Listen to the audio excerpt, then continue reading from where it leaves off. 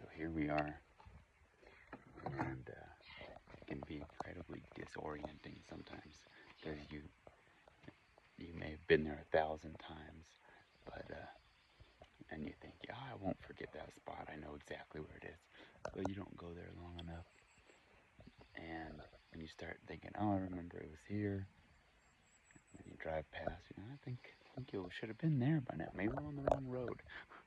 So that's kind of what was happening here. Is I was like, no, that's not it. That's not it. And we finally got it.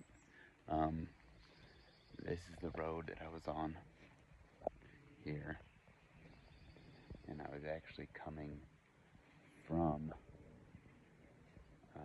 Tenaya Lodge, and I came up this road, and I parked right here, and just over the way, let's see, right here, there was a large snowdrift, and that's where we're gonna go over there, and we're gonna see if we can see the same game trail, because like I said, the game trails, they typically stay. They're used constantly. They don't usually make, there's not a lot of new trails made. They use the same trails. And the same trail, I followed it up at the time, and it comes up this way, and that is the same trail that crosses the road here. And at the time, I even came up here and I tried to see I couldn't find anything drastic. I couldn't find anything that was defining as a Bigfoot print. The ones I saw in the snow, cut all the way across. And I did walk up here a little bit. What mainly uses this trail is cattle. We have free range here in the summertime. A lot of livestock gets brought up, and they'll free range, save money, let their cows feed on all the lush undergrowth here. But not just the cattle will use those trails. Everything uses the trails. The deer, bear, everything. It's a lot easier to get through the woods on a trail. So what we're going to do is we're going to come down here and see if we can see any footprints, and then we'll come up here. You did something like that. Oh, you made we got you in on. it. You made you in it. And me. Nice. Not you and me in the thing. Okay, and then we'll walk up this way and follow that trail up and just see what it's almost like a road. It's such a very, very large trail. All right, so I'll take you here. Where we came, like I said, we parked here. And there's a stream here. Weston, come here. I don't want you to. I wanted to drop the tablet. So, can you jump across? Jump. All right. There you go. So we parked there. We walked across above this little cut, and the road wides down here and goes into a campground, and actually crosses a creek down here. Really a not very popular campground. It's kind of too rough to get a large trailer in. So it's typically tent camping and mostly hunting. Camping is what kind of happens on this side of the Sierra. Is a lot of hunting. But this is where the snowdrift was, right in that shady spot. And really everything else was melted. And the trail actually came down in this area. Like I said, I haven't been in this spot in years. I drive by it now and again.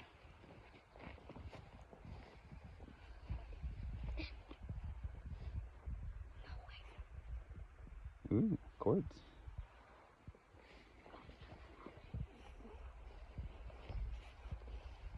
kind of see the trail right here. A bit of a game trail. That's kind of where it ended. That is where it ended. This is it. This is the trail. And so this is really in the spring, beginning of summer right now. Might be first day of June right now. We're getting close.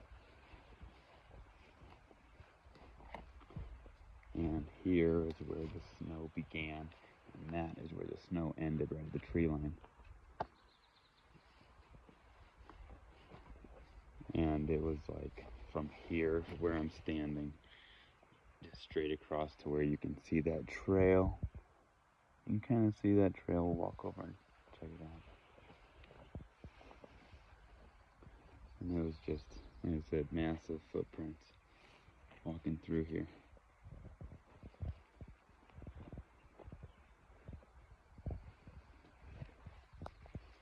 It was just a straight line. It was, and I followed it through.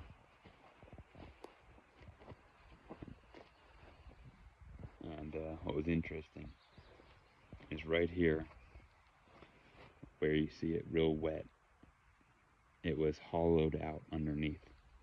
So from here up, the footprints were on top of the snow. And through here, they were broken through all the way down to the mud. I could walk across that ice bridge, 175 or so, and I would not collapse it. But but it just broke through with every step. And I think there was only 2 or 3 steps through here. Let's see what we can see in the mud here. Nothing super fresh. Oh, what's this? What's that? Look at that. Probably nothing.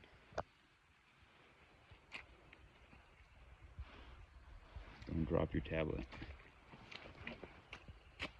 See some deer prints. Not super fresh, but definitely deer.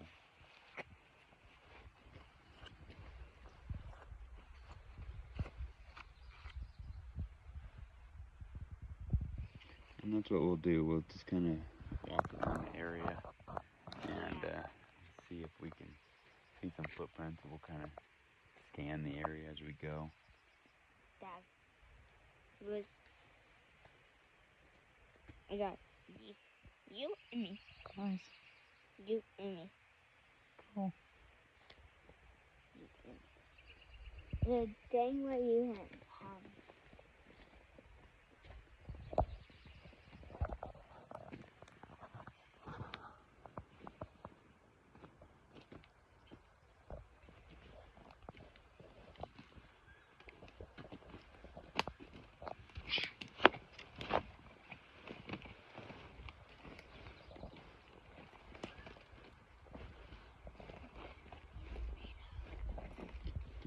Trail goes across here. And I followed this that time that I was here.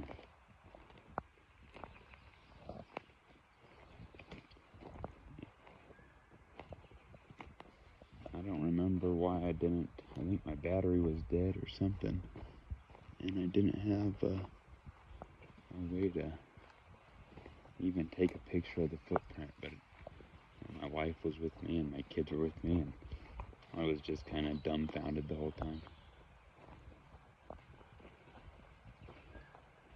Like I said, there's a campground over here, and it's amazing. Wherever you go, you find garbage. Doesn't matter how far out you are.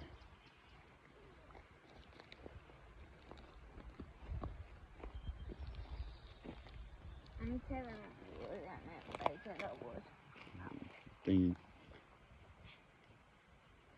that I thought was strange about the footprints is if somebody was to plant them there,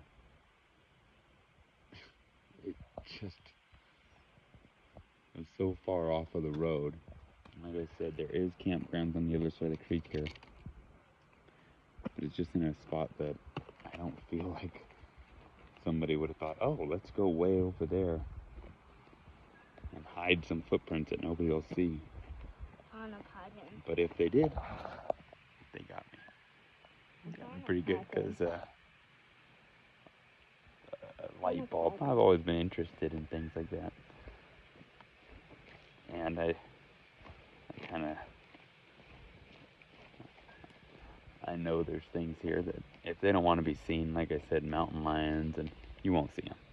You could spend a lot of time in the woods and never see a cat.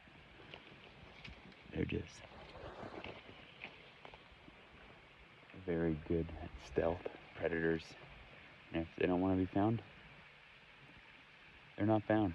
And also, if with all the exploring of the mountains I've done, you don't find skulls of anything. Coyotes are all over the place. I don't find a carcass. I don't find a skull. You don't find a bone. You don't. You just don't. This was interesting last time I was here. It's a cut that is not. Sometimes the creek goes different ways, but there was also a lot of logging that went on up here, and you can kind of see this cut. A very good chance that one of these sides actually had tracks on it for a logging train. We'll walk over there in a second. I'll stay on the trail, see if I can see any footprints.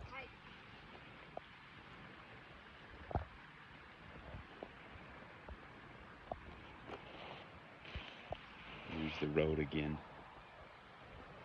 here.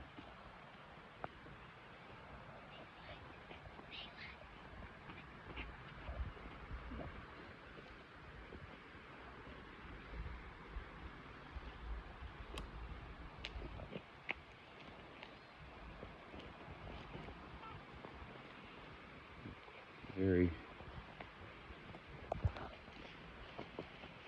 prominent trail.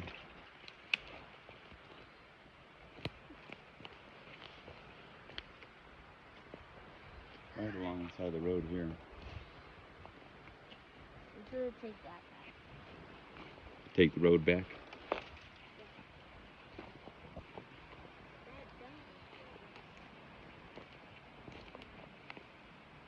We do have some people camping over there. We won't go too far over there and freak anybody out.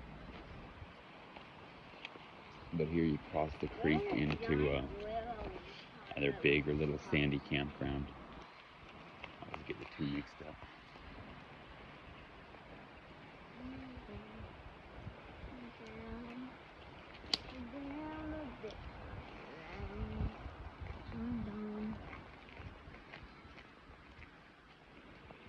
Oh, And,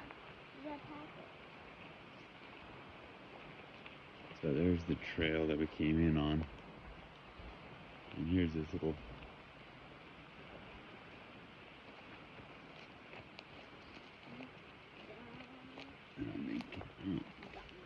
a lot of this stuff you'll come along here, but that's man-made. It's a berm in the middle. Sometimes it's a tree that fell down and knocked up some dirt, but when you get a very drastic low point and a consistent high point, and it goes sometimes for seemingly forever, it's either an old road or a area that a train. You'll even find train track sections. Dad, wait for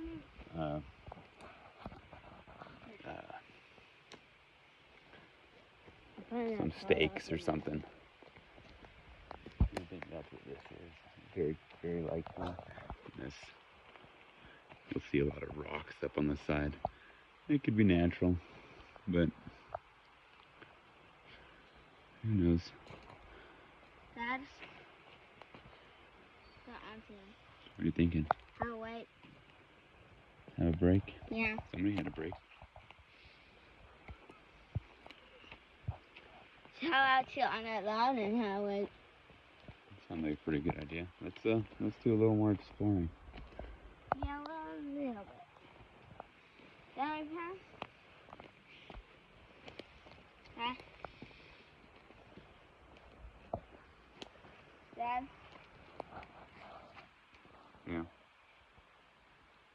I didn't put a button. I almost did a button. Oh, it's on. Whoa. The Jeep. Oh, nice. The Jeep.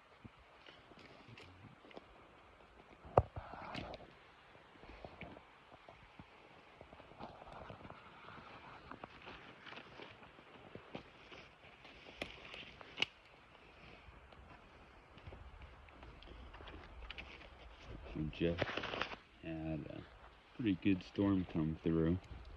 So the last few days, today's the first day that it hasn't been raining up here. Actually, even got some snow.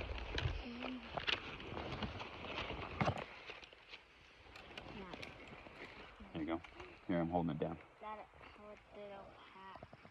Better? A better hat like that. You got it. We just do the Dad. Yeah. The Jeep. Nice. I say we go back to that spot in the meadow, and we'll go back over here. And we'll go back up to the Jeep, and we'll go on the other side of the road and see what we find there.